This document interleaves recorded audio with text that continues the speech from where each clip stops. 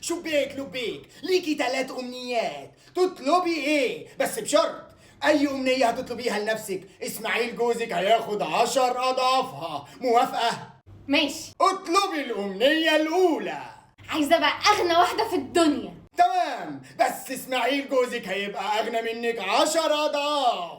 كويس، كده كده انا وهو واحد. روحي هتكوني أغنى واحدة في الدنيا.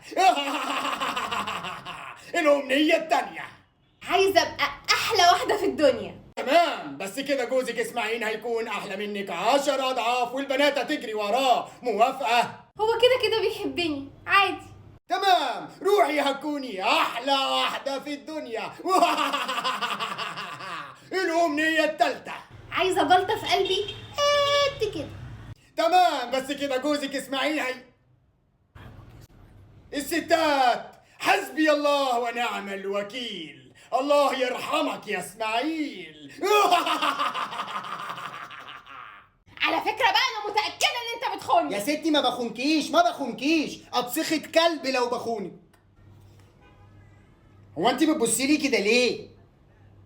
معانا ومعاكم كابتن زيرو من منتخب مصر اللي لسه راجع من كاس العالم. يا ريت تقول لنا يا كابتن انت ايه اللي بهدلك كده وخلاك تخش السجن بعد ما كنت نجم المنتخب المصري؟ بص حضرتك، انا حتى بعد ما طردوني من المنتخب المصري لما خرجنا من كاس العالم انا ما بطلتش اي شغلانه ليها علاقه بالكوره. اشتغلت ايه ازاي؟ اشتغلت يعني بواب زي الكابتن مصطفى شوبير. ايه علاقة البواب بكابتن مصطفى شوبير؟ حضرتك هو مصطفى شوبير ده ايه؟ حارس مرمى، والبواب ايه؟ حارس عقار.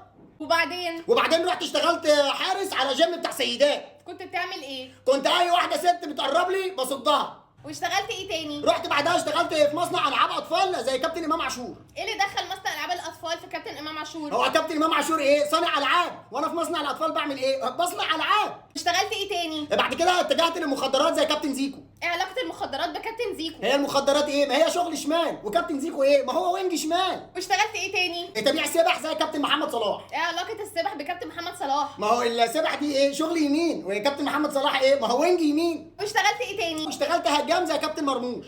ايه اللي دخل الهجام في كابتن مرموش؟ هو كابتن مرموش ايه؟ ما هو مهاجم، والهجام ايه؟ ما هو مهاجم. ايوه حضرتك ما قلتلناش انت ايه اللي دخلك السجن؟ ايوه، ما انا فشلت كمهاجم، هو يعني كابتن مرموش احسن مني؟ انت ناوي تعمل ايه بعد ما تطلع من السجن؟ ان شاء الله بقى اول ما اخرج من السجن هروح برنامج الفنان رامز جلال.